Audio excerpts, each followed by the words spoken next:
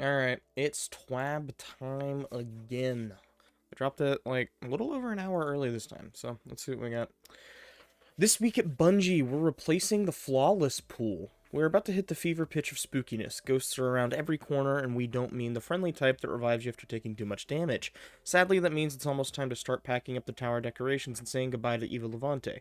It's the final week of Festival of the Lost, and you have until reset on Tuesday, November 2nd to finish your books, eat your candy, and wrap up any unfinished business you have with the event.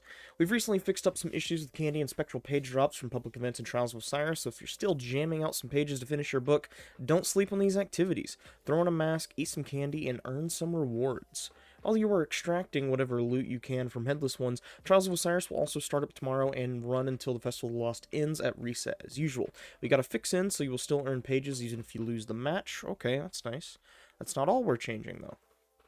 Alright, matchmaking changes for Trials. The last few weekends of Trials of Osiris has been a bit quieter in terms of changes, and this was by design. We wanted to give players a few weekends of steady play before making any more significant changes or testing out another labs weekend. This gave our team some great data to show for how the Trials changes are doing, and how players are engaging with the activity, and what we could prioritize changing in the future. A quick recap of stats from the last few weeks. Matchmaking times are consistent with past weeks. Blowout rates dropped slightly week over week. This is consistent with lower skilled players not playing as much. Average hours played per player remains consistent across all skill levels. Overall player counts went down each week, but that is expected during this portion of the season and is consistent with past trials and Iron Banner performance. We still don't see any evidence of widespread flawless card resets to avoid the flawless pool. Less than 0.5% of cards were reset while still flawless and above 3 wins. Even still, the impetus to do this should be removed starting this week. More on that below. Now we look to freelance. Last weekend, we gave players a strictly solo queue option for trials. We entered the weekend with some assumptions on how the population could split, what might happen to matchmaking times, and a few questions on how to offer freelance options in the future.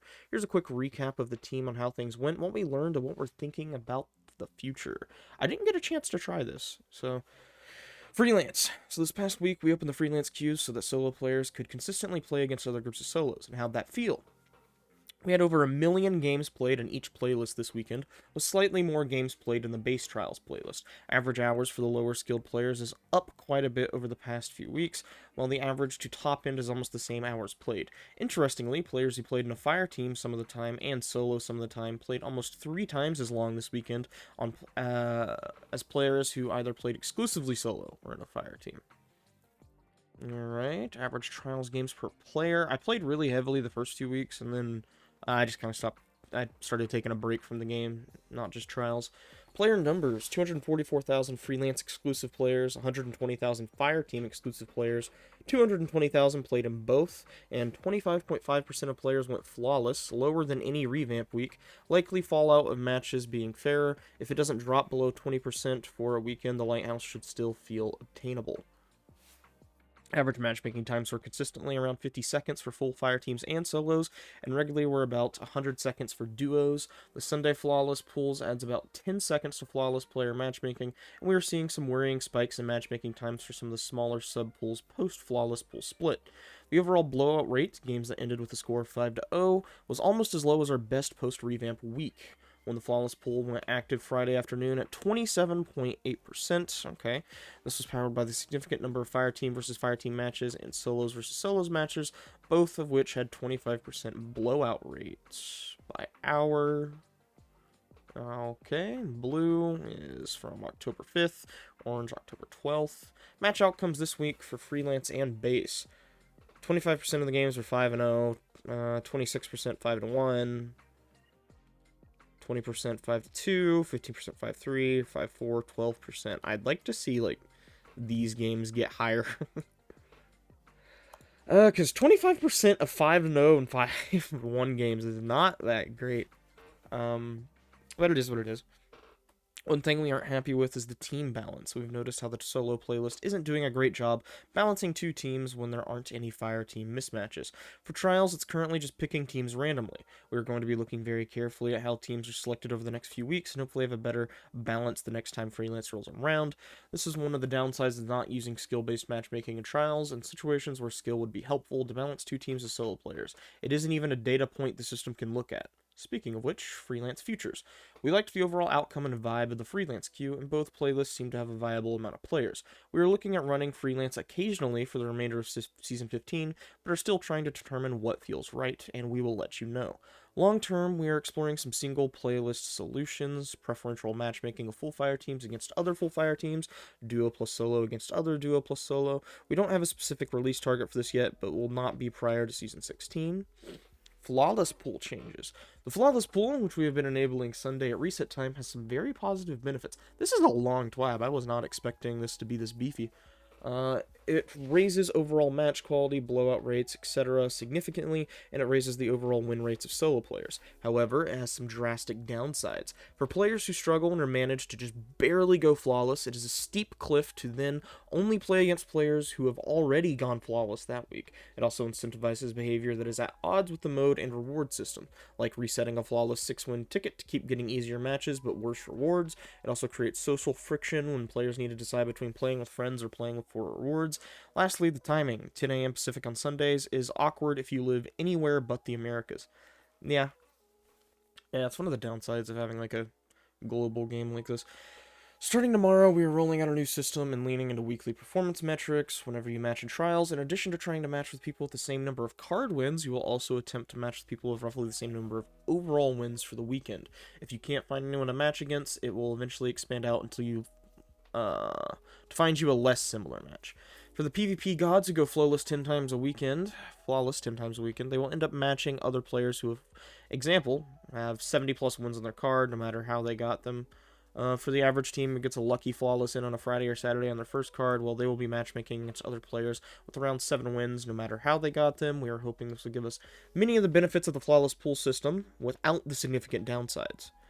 Specifically, there should be no major inflection point where everything is smooth prior to a win, and then everything is overly challenging after. While this allows us to remove the flawless pool, it does have a potential downside: longer matchmaking times. We think there's a reasonable trade-off here between match quality and matchmaking. Average trials matchmaking times currently sit around 50 seconds. Over the next few weekends, we're going to be looking at how much matchmaking time goes up and how it affects the match quality. The outcomes of the previous non-lab weeks were... Alright, overall percent, fire team versus fire team, solos, 5-0 games. Alright, I don't really know what to make of all of this right now. I don't PvP as much as I would like to, so. In an ideal world, we want to get each of those numbers as close to 20% as possible, but we would rather see more of the 5-4, 5-3 outcomes than the 5-0, 5-1. That's true. 5-0 games just don't feel good. They're not fun. The trials and any 3v3 mode is so much more fun when it's close. +1. Okay. It's been a minute since we've had the pleasure of introducing a new community manager. Oh yeah, I forgot someone else got hired. Alas, that time has come. We are expanding our team and have a new CM joining our ranks. Please give a warm welcome to Liana, aka Hippie. Hippie. Greetings, Guardians. To say I'm excited to be here would be a massive understatement. My love for Bungie started long before we became Guardians back in the Pathways to Darkness days. It grew with Marathon, then Myth, Oni, and of course Halo and Destiny. The evolution of shooters, the humble Chicago beginnings, and the growth seen since then is inspiring. And to be a part of it, life-changing. I'm so excited to be here and part of a studio that has accomplished so much in the past 30 years, especially with how Destiny 2 has grown since its release. I'm not alone in being just a little bit in love with my Guardian, and I can't wait to continue the adventure alongside you all. As a recently converted Titan main, sorry, I'm right there in the trenches with the best of them. From fighting off Cabal hordes to feeling conflicted about taking out Fallen after seeing how freaking cute they are as little balls of adorableness, every week is a new adventure in Destiny 2. As this experience continues to evolve into something truly special, I look forward to tackling the challenges, the triumphs, and those frustrating as all heck first raid runs with the rest of the community and the amazingly passionate team here. I also can't wait to share some pretty impressive war stories with you all, even if jumping puzzles are still the bane of my existence. Before you ask, no, DMG and I aren't going anywhere. We will be helping Hippie learn the ropes and get settled in the months to come. So be nice and don't overwhelm her with questions right out of the gate. Scary costumes and nice pumpkins. Well, we got the fashion contest for this week.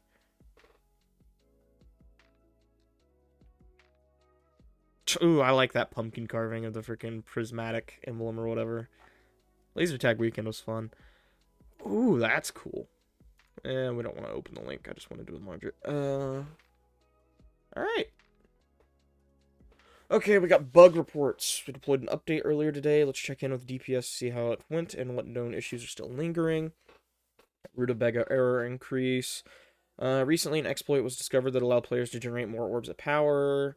To prevent exploitation of this issue until a fix can be deployed later this year, players who experience extreme sustained frame rate issues in PvP environments may now encounter more frequent rutabaga errors. Some of these errors can be mitigated by not alt-tabbing or changing your video settings during matchmaking. Okay, hotfix went out. They fixed mini screebs and the stupid Grandmaster for Hollow Layer. Telesto and Raiju's have been fixed. For now, Telesto. Let's see here. Year 1 faction raid and trials armor ornaments now. Correctly list class specific synthweave. Alright. Final week of Festival Lost. That ends this week. Oh yeah, the power level of all your masks will return to 0 after the event is over. Known issues. The submachinist medal only appears after eliminating 3 players without dying instead of 2. Emblem of the MVP is the trials match incorrectly displays as the observing player's emblem. Clan Up Triumph may not be unlocking. The We Are Enough Triumph does not unlock for players who complete Override Last City. A small arrow is following hunters around when they wear certain pieces of gear. Players on Steam are experiencing larger than usual FPS drops in the tower and orbit and when viewing the roster. The Relic Orb may not spawn in the Corrupted Strike when fighting Sadi. That's the GM this week. Okay. For a full list of emergent issues in Destiny 2, players can review our known issues article. Players who observe other issues should report them. Alright, we got Movie of the Week. You can check that out on your own time. I will be as well. That art looks sick.